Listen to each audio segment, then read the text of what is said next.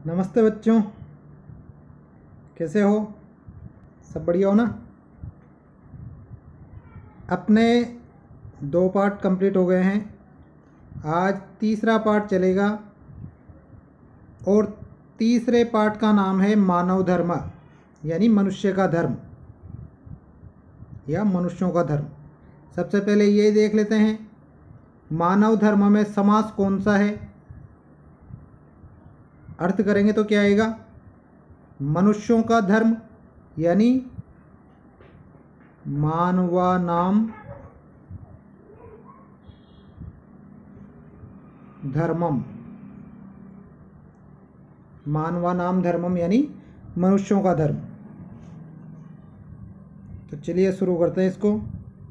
वेदार्थ निर्णय सहायक भूतेषु वेदांगेषु कल्पसूत्राणाम अति महनीयम स्थानम वर्तते। वेदार्थ निर्णय, वेदों के निर्णय में, सहायक भूतेषु, सहायक भूत, वेदांगेषु, वेदांगों में। ये सहायक भूतेषु और वेदांगेषु क्या है? ये तो विशेषण है और वेदांगेषु विशेष्य है, इस वजह से दोनों में समान विभक्ति है। तो वेदों के निर्णय के सहायक भूत ग्रंथों में, वेदांगों, सहायक भूत ग्रंथों में, वेदांगों में, कल्पसूत्राणाम, कल्पसूत्रों का अति महनीयम स्थानम विद्यते, अत्यंत महत्वपूर्ण स्थान है। मतलब वेदों के अर्थ के निर्णय में या वेदों के अर्थ करने में सहायक भूत ग्रंथों में, वेदांग, सहायक भूत ग्रंथ वेदांगों में, कल्पसूत्राणाम यानी कल्पसूत्रों का अति महनीयम स्थानम वर्तते विद्यते, अत्यंत महत्वपूर्ण स्थान है। देखो, वेदांग किसे कहते हैं? जो वेदों का अर्थ करने में हमारी सहायता करते हैं उन्हें वेदांग कहते हैं। और वेदांग कितने होते हैं?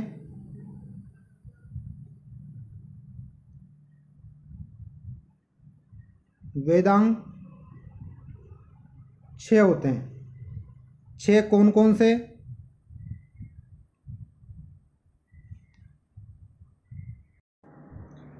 छह वेदांगों के नाम देखिए।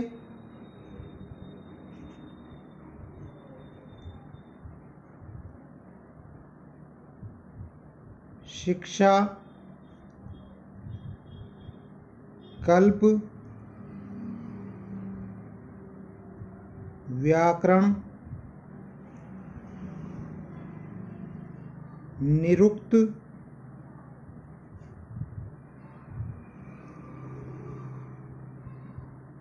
छंद और ज्योतिष। शिक्षा, कल्प, व्याकरण, निरुक्त, छंद, ज्योतिष। 1, 2, 3, 4, 5 और 6, ये 6 वेदांग हैं। इन 6 वेदांगों में से कल्प के बारे में अभी अपन ने देखा है और इसी के आगे पढ़ते हैं। इनको अच्छी तरह से याद कर लेना, आगे संस्कृत साहित्य के इतिहास में भी काम आएंगे।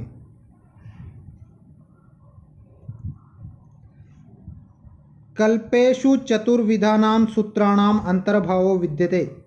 कल्पेषु सप्तमी विभक्ति यानी कल्पों में, चतुर्विधानाम सूत्राणाम वही विशेषण विशेष से, 4 प्रकार के सूत्रों का अंतर्भावो विद्यते, अंतर्भाव विद्यमान है या 4 प्रकार के सूत्र इसके अंतर्गत आते हैं। तानि सूत्राणि सन्ति, तानि सूत्राणि और वे सूत्र सन्ति यानी हैं। वे सूत्र कौन कौन से हैं?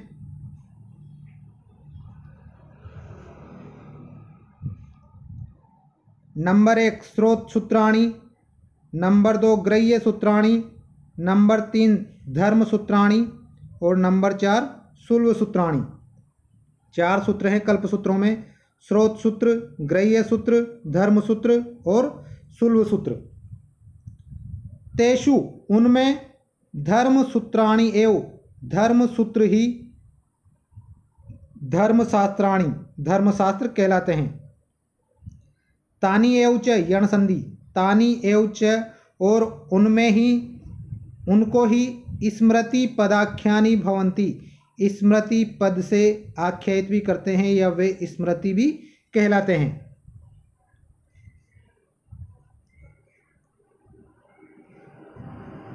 देखो, श्रुति तु वेदो विज्ञेयो, श्रुति तु, श्रुति को तो वेदो, वेद, विज्ञेयो जानना चाहिए। मतलब वेद का ही दूसरा नाम क्या है?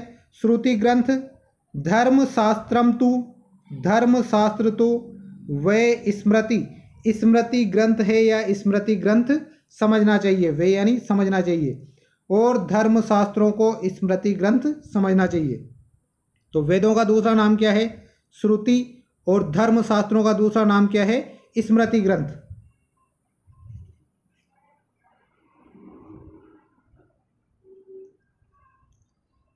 एतासु स्मृतिषु, एतासु इन स्मृतिषु, स्मृतियों में, इन स्मृतियों में, दोनों में सप्तमी विभक्ति विशेषण विशेष से। इन स्मृतियों में क्या क्या चीजें हैं?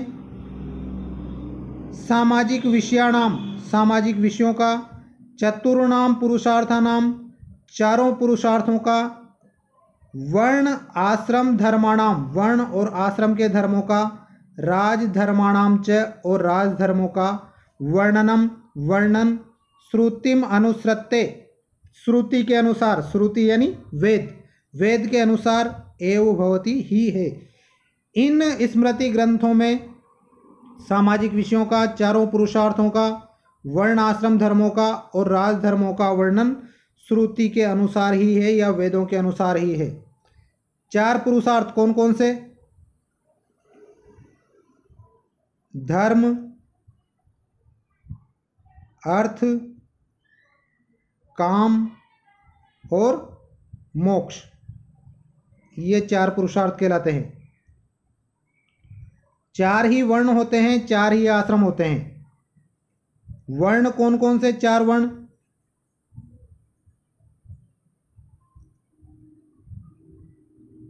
ब्राह्मण,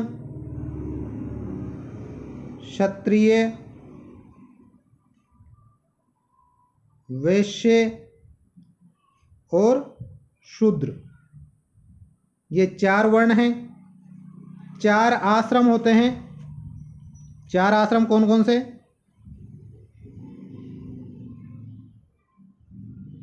ब्रह्मचर्य, गृहस्थ,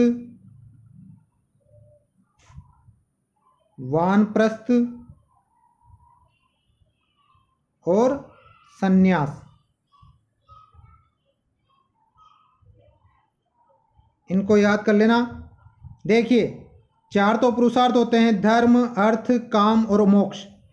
चार ही वर्ण होते हैं, ब्राह्मण, क्षत्रिय, वैश्य और शूद्र।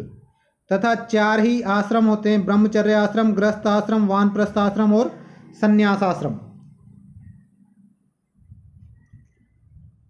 तो इन सब का वर्णन वेदों के अनुसार ही इन धर्म ग्रंथों में दिया गया है। सांप्रतम उपलब्ध मानासु, वर्तमान में, सांप्रतम यानी वर्तमान में, उपलब्ध मानासु, उपलब्ध ग्रंथों में, उपलब्ध मानासु यानी उपलब्ध में, सप्तमी विभक्ति है। प्रायः सामान्यतः 50 स्मृतिषु, 50 स्मृतियों में से, महर्षि मनु प्रणीतस्य, महर्षि मनु के द्वारा रची गई, मनुस्मृति है, मनुस्मृति का स्थानम, स्थान अन्यतम अद्वितीय है।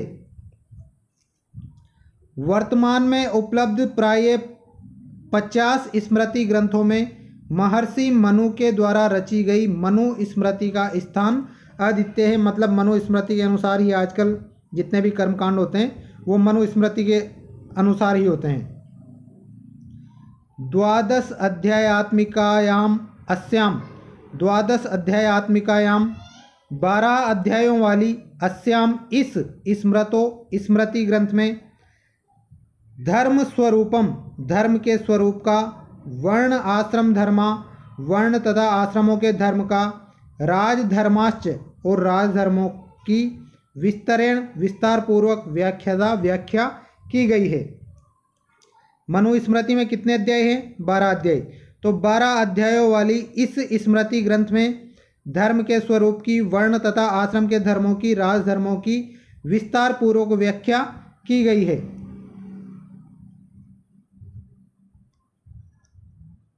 मानवीय जीवने, मनुष्य के जीवन में सप्तमी विभक्ति। कर्तव्य अकर्तव्य विवेक प्रसंगे, करने योग्य और न करने योग्य कार्यों के विवेक के प्रसंग में। मनुस्मृति, मनुस्मृति अध्ये अपि आज भी, अस्माकं पंथानम प्रशस्ति करोति। अस्माकं यानी हमारा, पंथानम यानी रास्ता, प्रशस्ति करोति यानी प्रशस्त करती है या दिखाती है। तो मनुष्य के जीवन में कर्तव्य और अकर्तव्य के विवेक के प्रसंग में मनुस्मृति आज भी हमारा रास्ता प्रशस्त करती है या हमारा पथ प्रशस्त करती है। भारतीय विधि निर्माणे, भारतीय यानी भारतीय विधि निर्माणे, कानून के निर्माण में। सामाजिक व्यवस्थायां च, और सामाजिक व्यवस्था में। मनुस्मृते विशिष्ट योगदानम अस्ति, मनुस्मृते, मनुस्मृति का विशिष्ट योगदानम अस्ति, विशेष योगदान है। मनुस्मृति में षष्ठी विभक्ति है। मनुस्मृति का विशेष योगदान है। मनुस्मृति भारतीय संस्कृतो मानवीय आचारस्य श्रेष्ठ परिचायिका अस्ति। मनुस्मृति भारतीय संस्कृतो, षष्ठी विभक्ति, भारतीय संस्कृति की मानवीय आचारस्य और मानवीय आचरण की श्रेष्ठ परिचायिका अस्ति, श्रेष्ठ परिचायिका है या अच्छी तरह से बताने वाली है।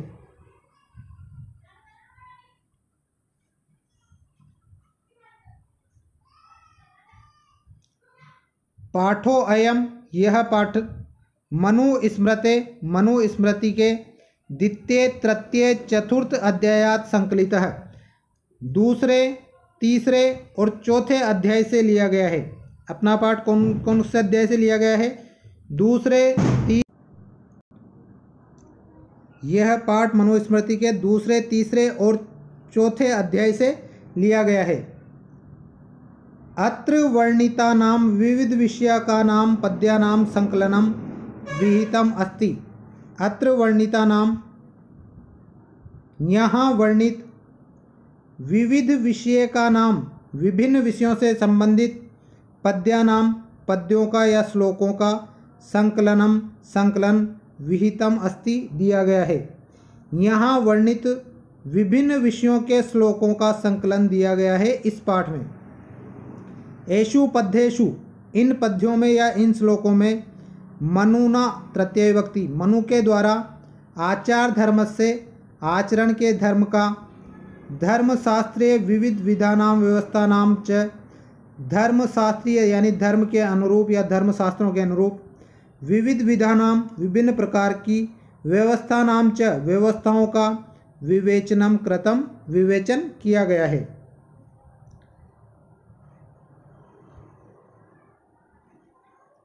ब्रह्मचारिणां विहित अविहित कर्मणाम, ब्रह्मचारी के लिए विहित बताए गए, अविहित और नहीं बताए गए, मतलब करने योग्य और नहीं करने योग्य, कर्मणाम कर्मों का, इंद्रिय निग्रह से, इंद्रिय निग्रह का या इंद्रियों के दमन का या इंद्रियों के नियंत्रण का, ग्रस्त जीवने आचरणीय और ग्रस्त जीवन में आचरण करने योग्य, कर्तव्य अकर्तव्य से च, कर्तव्य और अकर्तव्य के, मार्मिक उपदेशा वर्णिता, मार्मिक उपदेश या मन को छू लेने वाले उपदेश वर्णित है। देखिए, ब्रह्मचारी के लिए करने योग्य और न करने योग्य कार्य, इंद्रियों का नियंत्रण तथा ग्रस्त जीवन में आचरण करने योग्य कर्तव्य और अकर्तव्य का मार्मिक उपदेश इस पाठ में वर्णित है। विशेष रूपेण, विशेष रूप से, मातृ पितृ गुरु भक्ति, माता पिता और गुरु की भक्ति, अध्ययनशीलता, अध्ययन में तल्लीनता या अध्ययन में लगे रहना, नारी सम्मान, नारी का सम्मान, संतोष प्रवृत्ति, किसी चीज को पाकर के संतुष्ट हो जाना, इस प्रकार की प्रवृत्ति, सदृशा जैसे, श्लोका श्लोक, विद्यार्थिनां कृते, विद्यार्थियों के लिए। देखो, अगर षष्ठी विभक्ति प्लस कृते आ जाए तो उसका मतलब होता है के लिए, तुमुन का मतलब भी के लिए और चतुर्थी का मतलब भी के लिए। तो विद्यार्थिनां कृते, विद्यार्थियों के लिए, परम उपयोगी भवितुम शक्यन्ते, परम उपयोगी अत्यंत उपयोगी भवितुम शक्यन्ते हो सकते हैं। तो ये पाठ परिचय पूरा हो गया। अगले वीडियो में पाठ चलेगा। अगर पाठ परिचय का आपको स्क्रीनशॉट लेना है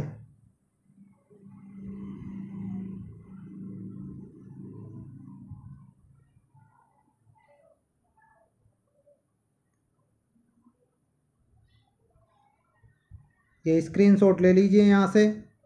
तृतीय पाठ मानव धर्म,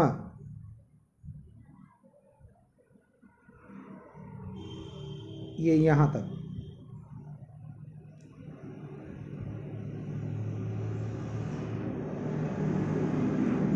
ठीक है, जितना पढ़ाया है उसको आराम से पढ़ना और समझना। ये देख लो पसीने की वजह से हालत कैसी हो रही है। वीडियो कम ही आएंगे पर जितने आएंगे उतने पढ़ लो, इतने बर्दाश्त हो जाएंगे वो बहुत है। ठीक है, धन्यवाद।